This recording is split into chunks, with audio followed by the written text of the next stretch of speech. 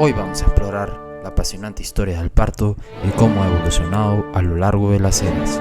Desde tiempos prehistóricos hasta los avances médicos modernos, viajaremos a través del tiempo para descubrir las transformaciones en este proceso vital. En la época de la preobstetricia es de imaginar la soledad en que ocurrían los partos, con mayores riesgos que los que podrían darse hoy, sin asistencia alguna, en retiro, expuestas a la agresividad del entorno, del clima, la geografía y también en particular a lo de los animales y las fieras. Todo esto tal vez obligaba a la mujer a controlar el dolor, más bien a vivir el proceso sin gritar, para no quedar expuestas a ellas, ni sus hijos a ser descubiertos. La obstetricia, definida como el arte de partear, define la acción de un tercero en el arte de acompañar, proteger, cuidar a la madre e hijo en el proceso del embarazo, parto y puerperio. Los primeros pasos tal vez en este arte fueron dados también en épocas remotas de la prehistoria y transmitidos de generación en generación, de boca a oreja, como un buen hacer por el otro y la especie. Probablemente las primeras acompañantes fueron las que habían tenido la experiencia de parir, la aparición de hechiceras, curanderas, brujos, los médicos de la época u otros semejantes probablemente aparecieron a raíz de casos de partos complejos que no se producían en forma espontánea y por experiencia de muertes maternas como fetales, que los obligaba a invocar a través de ellos y hacia los cielos a las divinidades de cada época. En algunas culturas había tabúes y supersticiones asociados con el parto. Por ejemplo, se creía que ciertos objetos o alimentos podían traer mala suerte o complicaciones al parto, por lo que se evitaban. Llegaba el momento clave, el parto. Se estima que la muerte del bebé ascendía hasta el 50% de los partos y que incluso el fallecimiento por dar a luz se había convertido en algo natural. El alto índice de mortandad entre los recién nacidos hacía que si sobrevivían algunas mujeres, parieran hasta 10 veces, aunque según la media se tenían 4 hijos por familia.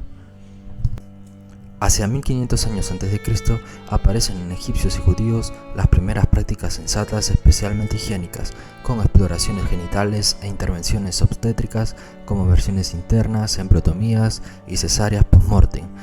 Hay quien sostiene que el alumbramiento se producía en cobertizos especiales con techos de paja y que la madre mordía la placenta después del parto.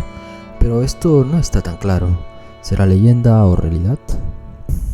En la antigua Mesopotamia, el embarazo ponía a la mujer en condiciones de impureza, predispuesta a la acción de fuerzas malignas, y esa condición ha argumentado ser una de las razones de su aislamiento y separación del grupo en el momento del parto.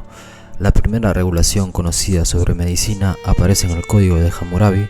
Entre ellos primaba una condición sobrenatural de la enfermedad, y esta era un castigo impuesto por diferentes demonios.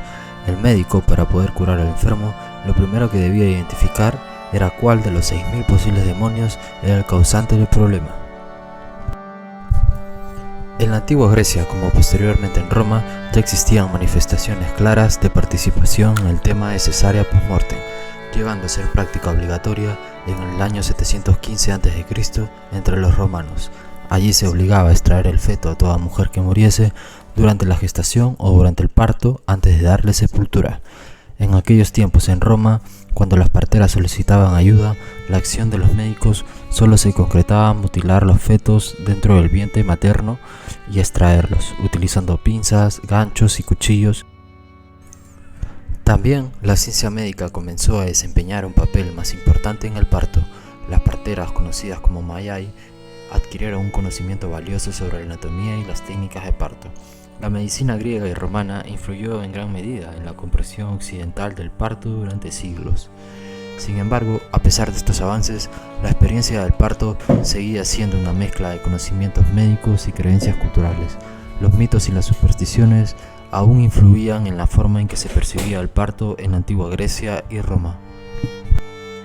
Entre los años 400 y 1400 después de Cristo, parece haber existido una edad de tinieblas, de retroceso, de ignorancia y lamentablemente de olvido de lo ya progresado en todos los ámbitos.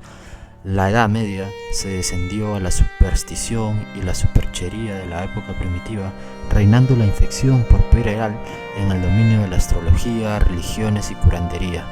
Los médicos ya no examinaban, no observaban ni palpaban, y para el parto se consideraba indecoroso examinar a los pacientes independiente de que no sabían qué palpar ni qué preguntar. Lo corriente y lo de mayor preocupación era saber la fecha del calendario y la posición que ocupaban los astros. Sus indicaciones eran caprichosas, basadas en su imaginación, sin fundamentos y en latín. En esta época, el parto estaba rodeado de rituales y supersticiones. Se creía que ciertos rituales y objetos podrían proteger a la madre y al bebé de influencias malignas o espíritus malignos. Por ejemplo, se colocaban amuletos protectores en la habitación de parto, se recitaban oraciones y se quemaban hierbas aromáticas para alejar el mal. En esta época, también se vio el surgimiento de las parteras como figuras centrales en el parto. Estas mujeres compartían su experiencia a través de generaciones, sin embargo, muchas veces la falta de higiene y la limitada comprensión médica presentaban desafíos significativos. Las creencias místicas y los remedios tradicionales también influyeron en esta época. La medicina medieval comenzó a incorporar algunas prácticas obstétricas, pero la comprensión anatómica y la higiene seguían siendo rudimentarias. Las supersticiones y las creencias religiosas a menudo influyeron en la percepción del parto en la Edad Media. La revolución industrial en el siglo XIX marcó un punto de inflexión en la historia del parto. Si bien la tecnología avanzaba rápidamente, la atención médica aún no estaba completamente preparada para enfrentar los desafíos del parto.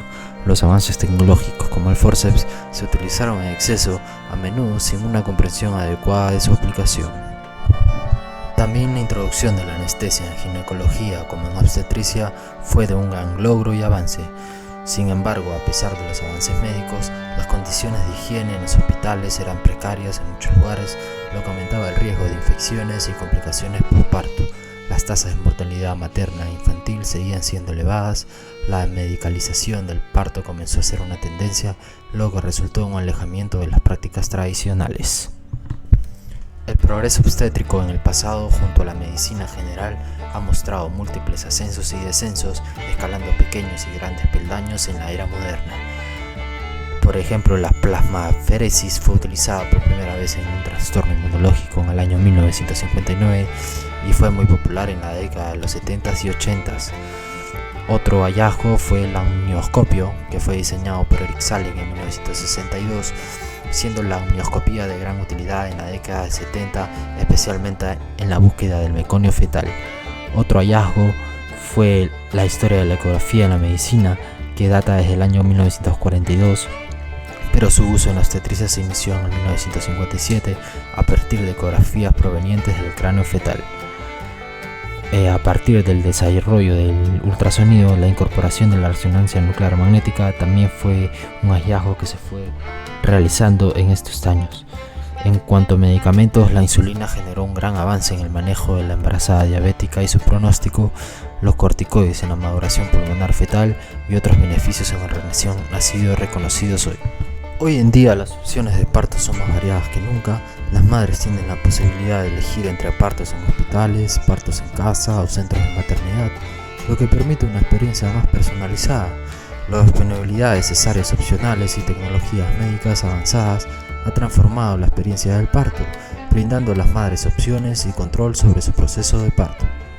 Finalizando, en el futuro se espera que el perfeccionamiento de lo ya conocido como la ecografía 3D permita una mejor visualización del fenotipo fetal, también la accesibilidad quirúrgica al feto, el estudio del DNA libre fetal, como de células fetales en circulación materna, y otros inimaginables requerirán de la presencia de equipos multidisciplinarios de medicina familiar, consejería genética, medicina reproductiva pre y postimplantatoria, obstetras especialistas en la medicina embrionaria o fetal, ecografistas, cirujanos fetales, biólogos, etc.